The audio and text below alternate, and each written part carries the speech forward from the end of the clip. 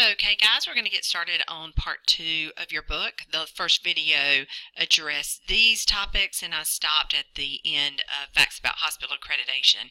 And so I'm going to pick up with the PPR, the periodic performance review. You see the abbreviation right there. That's something that you'll probably need to know, that periodic performance reviews abbreviation is PPR.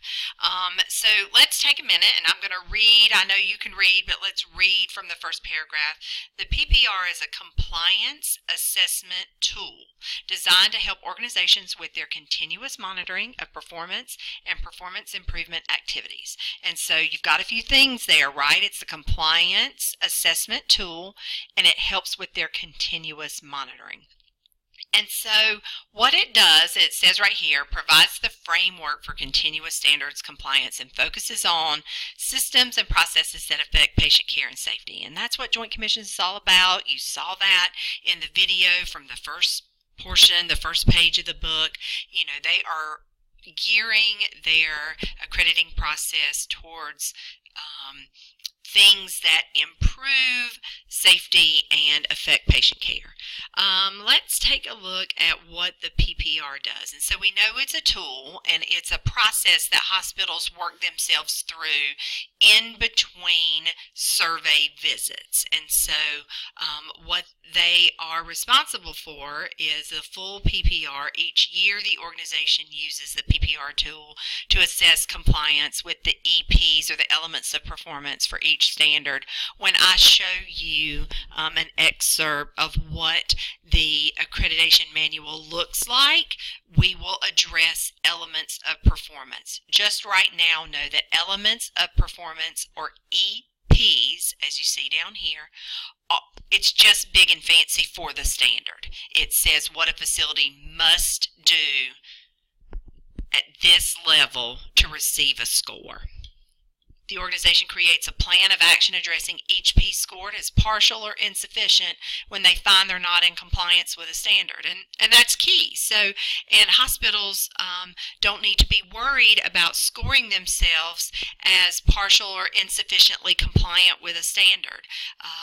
Joint Commissions allows them the leeway to develop this plan, a plan of action, and a way to measure each EP that they've scored partially as a way of addressing a problem and fixing it. It's way more suspicious for a hospital to always say, oh, we're 100%, we're great, everything's wonderful. That's a red flag because, as you and I both know, facilities don't operate at 100%. There are issues, there are things that come up, and so what this assessment allows is a safe way for a facility to say to Joint Commission, you know what, we've identified that we've got a blip in our screen about infection control, and here's our plan of action to get that infection control score back to where it needs to be. And these different options, I don't need you to memorize this either. The reason I put things in here like this is so you can get a really good idea about how involved and lengthy the PPR process is. Mostly these bullets, that's what's going to be important for you to know about a PPR. Down at the bottom, if an organization selects a full PPR, you see more about options. I don't want you to worry about what is in these options. You can read through it and understand what a facility may do when they're taking these options, but it's more important for me, for you, to understand what a PPR is and then what happens during a full PPR, and that facilities have options when they do find that they are not compliant and they've done their plan of action and they've tried to measure it again and they're still not compliant. It gives a way for facilities to protect themselves in this process. So that's the periodic performance review, PPR. Take a look at these bullets, elements of performance, EPs, just some key terms there for you. Oh, it's going to take a minute. There we go. So the next page in your book is the priority focus process. And so, we've talked about in the first half of the book where they come in for your hospital accreditation process. And in between your accreditation cycle, annually, you're going to give them a periodic performance review, and you can liken that to an employee performance review. If you're out working, you get a periodic performance review too, so you can think about that and make that connection. Within both of these, the hospital accreditation and the periodic performance review, you get a priority focused process. And so let's take a look at that. The priority focused process is a data-driven tool that helps focus survey activity on issues most relevant to patient safety and the quality of care at the specific healthcare organization being surveyed. So it's not across the board, right? So your facility gets to say, I want Joint Commissions to specifically, or with Joint Commissions, your facility would say, I want them to specifically focus on these particular activities when they come. And they're going to get that information from back here, right? So I'm going to click back here to this book. Remember when we are, wait a minute, that's the wrong page. For heaven's sake, it's this one. Okay.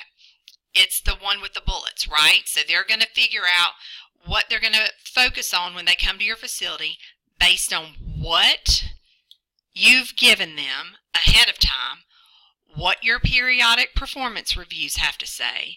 Then they're going to develop a priority focus process once they get to your facility. And so here's what happens. The top 4 to 5 priority focus areas: processes, systems, or structures within a healthcare organization known to significantly impact the safety and quality of care.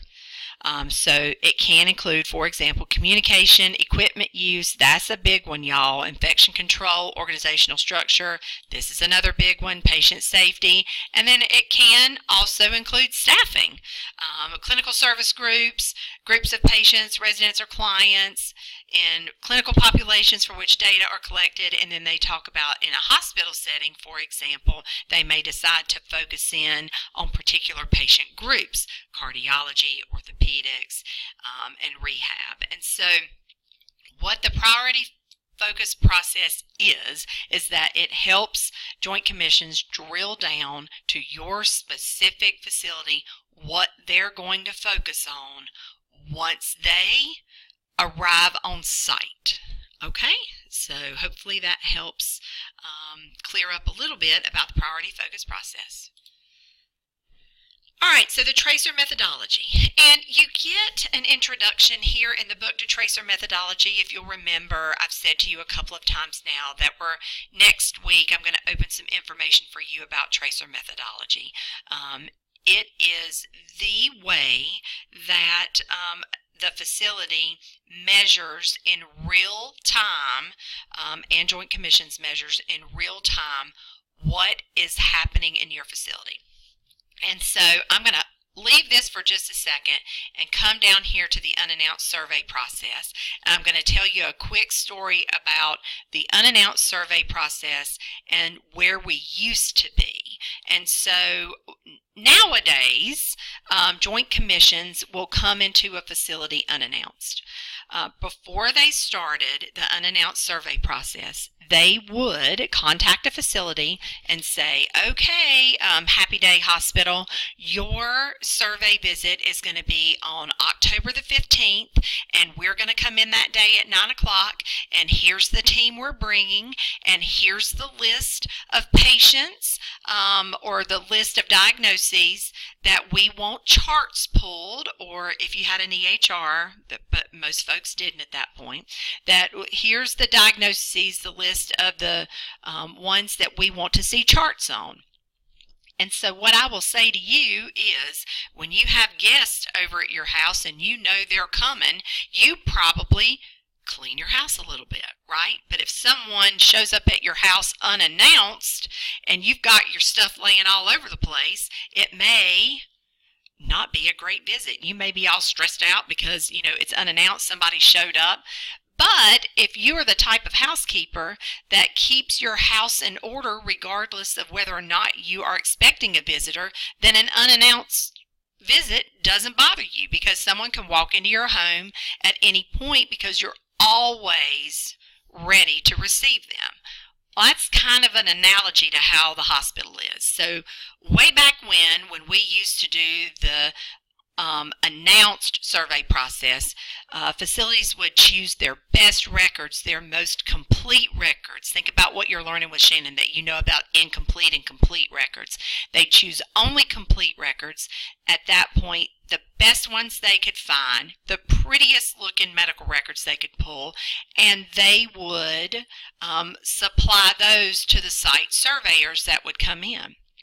Nowadays, what happens is they're coming in unannounced, and that means you need to have your house in order regardless of whatever time. What they're going to do is they're going to give you a range of dates, and then Joint Commissions, after that range of dates, they're going to show up within any time within that range. And so how does the tracer methodology fit into all of this? You know, that was kind of a long story, right? So the tracer methodology takes place of that record review that I talked to you about, where we're working really hard to provide the best records that we can to these site surveyors. We're making sure everything's pretty. We're making sure everything's complete. You can't hide from the tracer methodology. And that's probably all I'm going to give to you right now about the tracer methodology, other than it traces a patient through a facility. So let's say in the old model, the surveyors wanted to see, oh my gosh, what's a good one? Hip replacements. They wanted to see 17 charts on hip replacements, and they're looking for particular processes and protocols. And like I said, in the old times where we would provide them the records to do that, they're going to be perfect. Well, with a tracer methodology, they walk in and say, we want to talk to one of your hip replacement patients. They're going to go in the facility after reviewing the chart. They're going to sit down. They're going to talk to the patient. They're going to talk to the patient's family. They're going to find out what's going on. And so that's just kind of your introduction to tracer methodology. I'm going to give you more information about that next week, but that kind of hopefully helps you understand, you know, where we've come from record review to now tracers. We did just speak about the unannounced survey process. It is not designed to be a gotcha. It's designed to make sure that facilities are really buying into that continuous quality improvement. So they should be operating the same as if Joint Commissions were standing in front of them every single day. So I want you to read through the unannounced survey process. And then finally, I have a list of terms.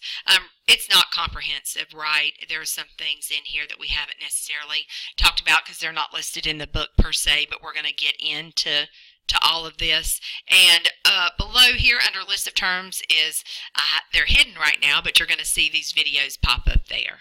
I hope this has been helpful, and I will post some more videos about the next content next week. Thanks.